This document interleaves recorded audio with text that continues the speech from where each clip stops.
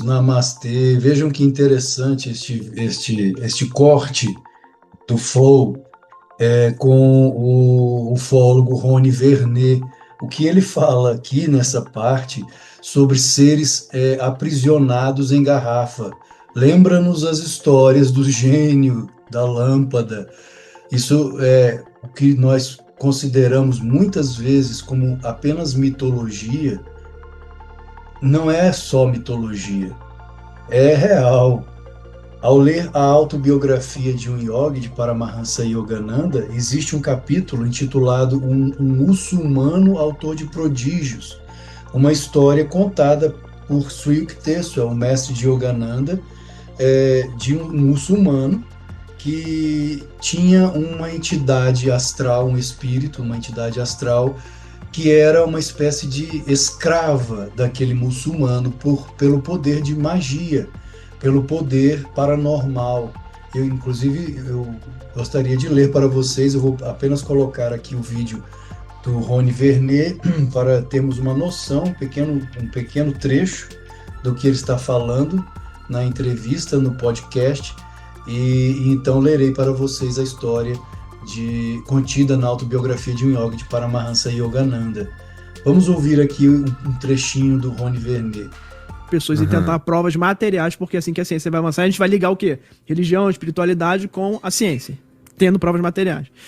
Essa vez, a gente teve informação de que pessoas que não queriam falar e que tiveram contato direto com o ser que estava na garrafa. Ah, tá. Esse grande fazendeiro de lá, ele tinha um ser na garrafa, em que ele materializou esse ser na garrafa para quê? Para virar um deus dele, em que ele pedia as coisas para acontecerem o que ele queria. Mas ele...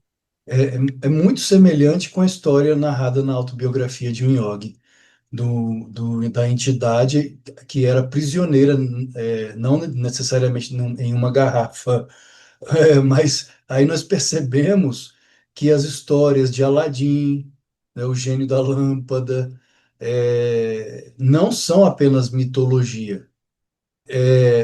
Pode ser muito mais real do que imaginamos, baseado em histórias ditas reais.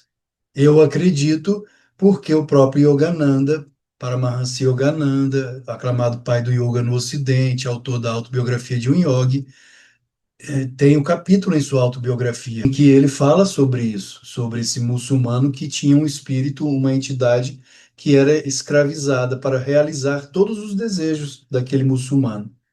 Ele meio que escravizou esse... Escravizou e colocou numa garrafa, aprisionou, e ele tem que alimentar esse ser. Parece uma história do Salomão Lobato, pô. Em novela Renascer tinha isso. Isso é muito antigo. Sensacional. Isso é muito antigo. Isso na colonização já tinha essa história. Tanto que Minas, ali, a hora das fazendas, né, vinham os europeus e escravos. E acho que isso surgiu nessa mistura das magias europeias com as magias. Tem relação no YouTube dos caras que fizeram esses testes. Nossa, porque o ritual e o conhecimento de ritual vai fazer o quê? Uma coisa que é impossível, fisicamente, cientificamente, você vai fazer um milagre, entre aspas, ali. Sim. Milagre negativo, talvez.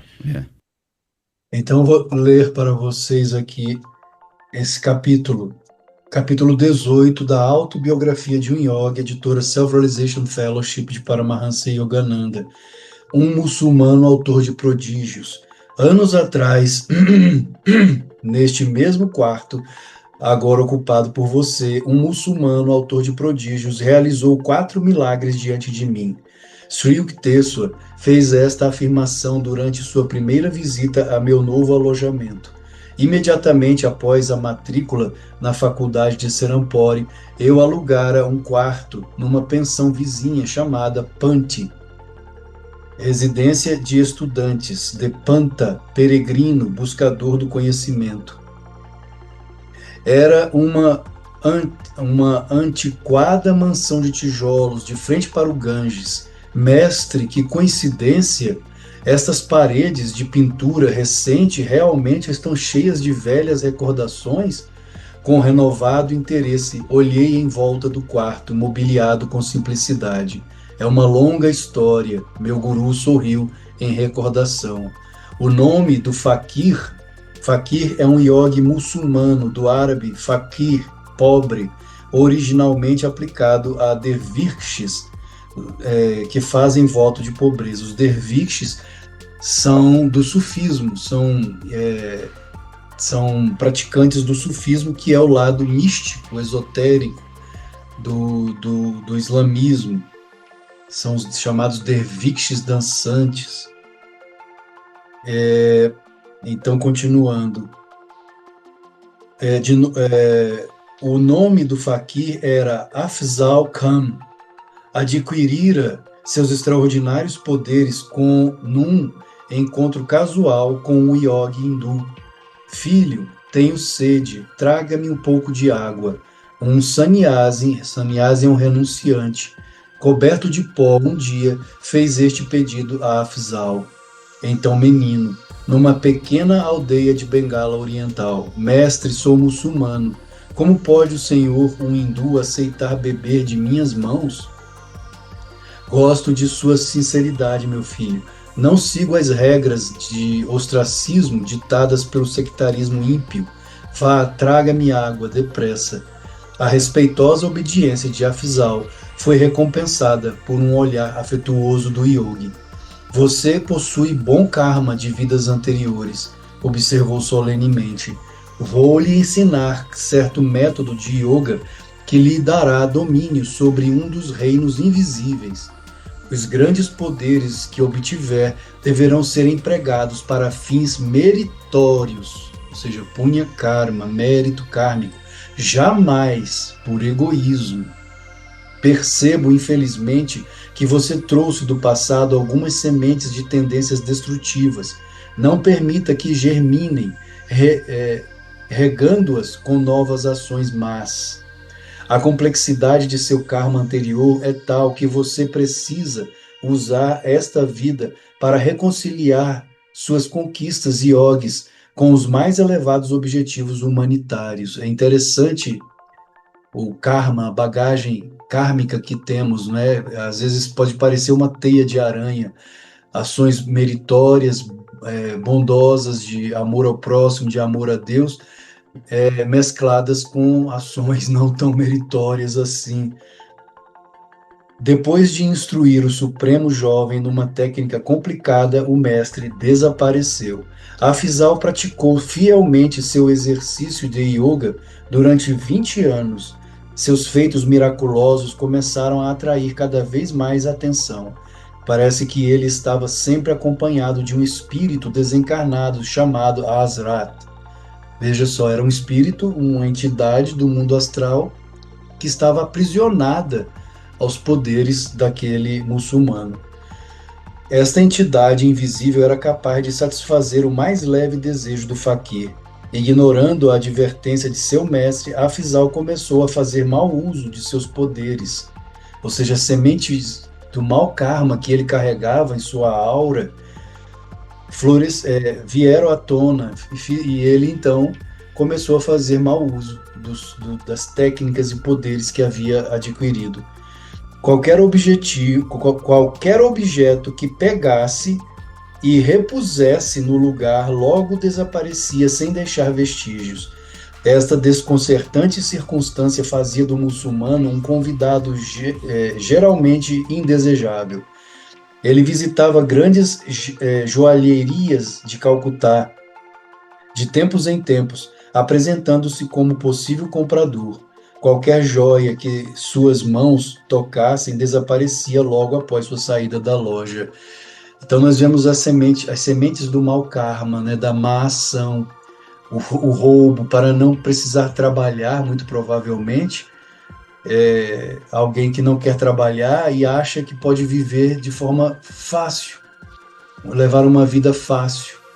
Isso é proibido no yoga.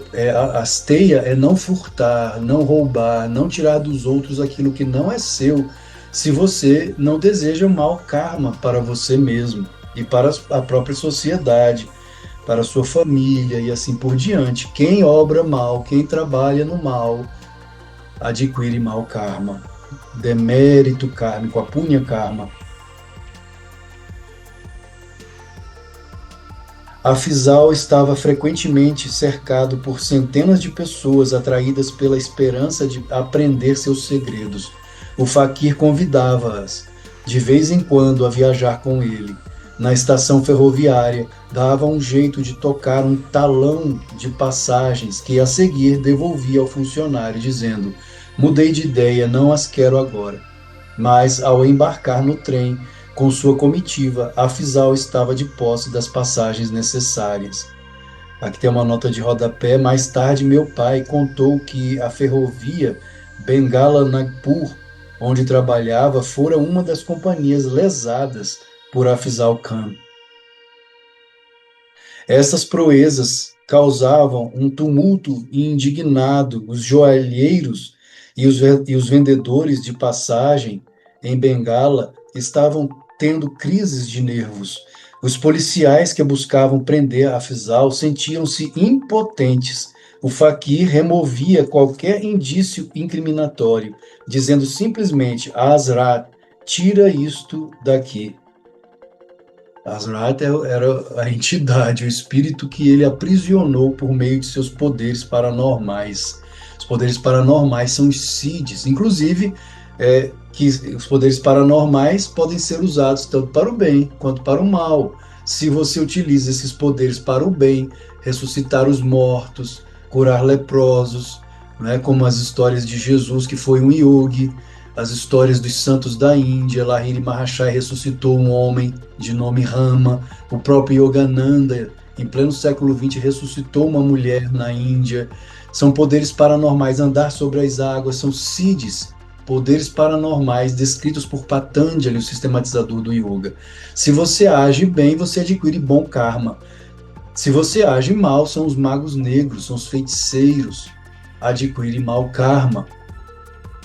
Silkteswar levantou-se de seu assento e caminhou até a sacada de meu quarto, que dava vista para o Ganges. Eu o segui, ansioso por ouvir mais sobre o desconcertante ladrão muçulmano. Esta pensão Panti pertenceu anteriormente a um amigo meu. Ele conheceu Afzal e convidou-o a vir aqui. Meu amigo também convidou cerca de 20 vizinhos, e eu inclusive. Naquela época eu era muito jovem e sentia viva curiosidade pelo notório faquir, o mestre Hill.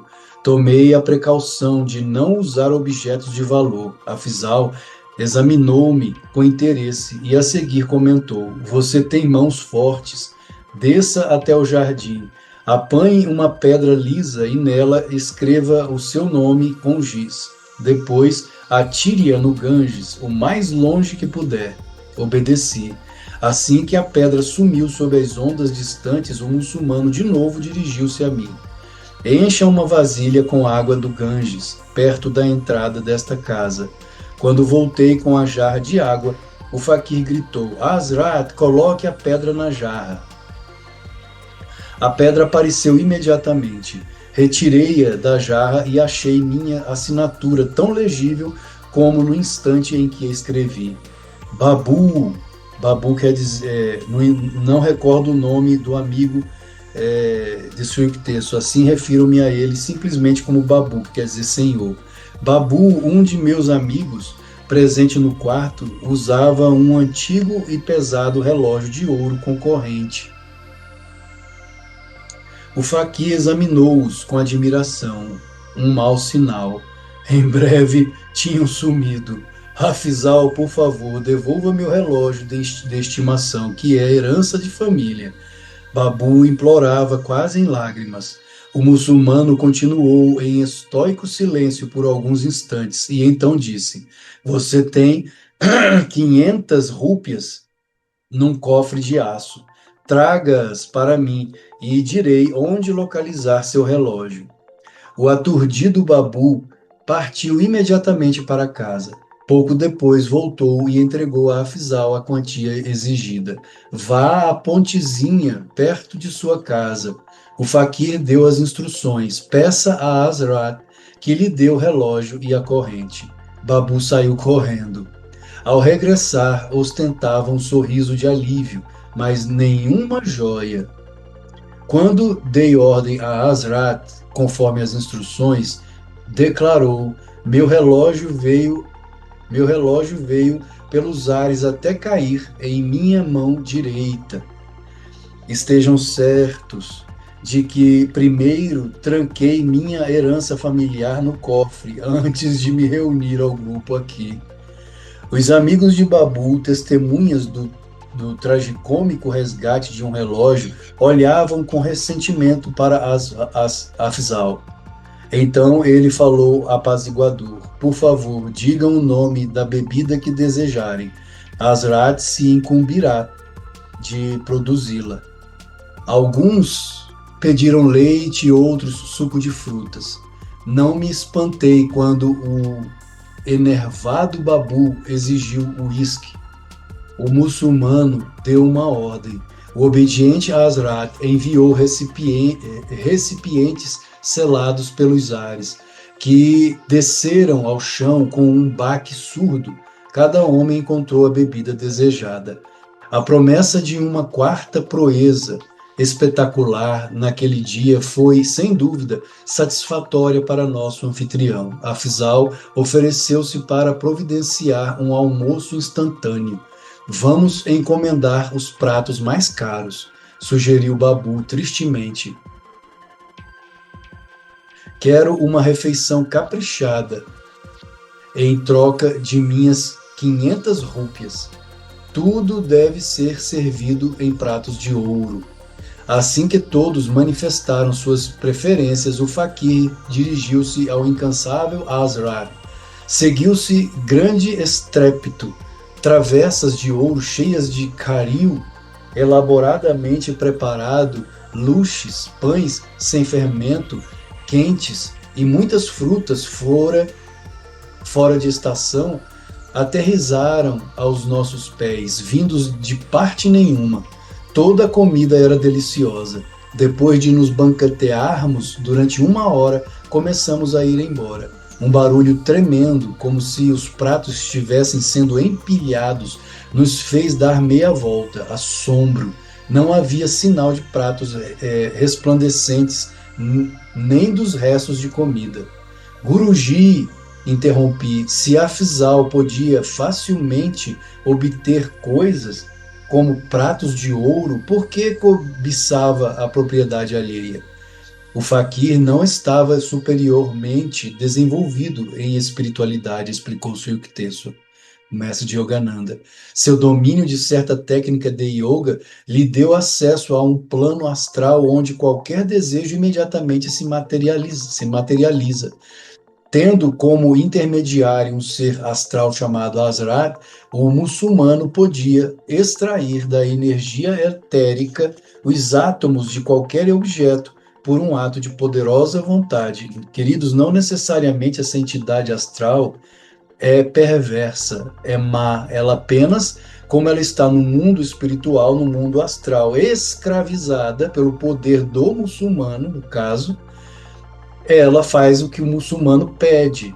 Imagine uma pessoa, ela pode até ser uma pessoa boa no mundo astral, mas se ela está escravizada, ela tem que fazer o que o outro pede.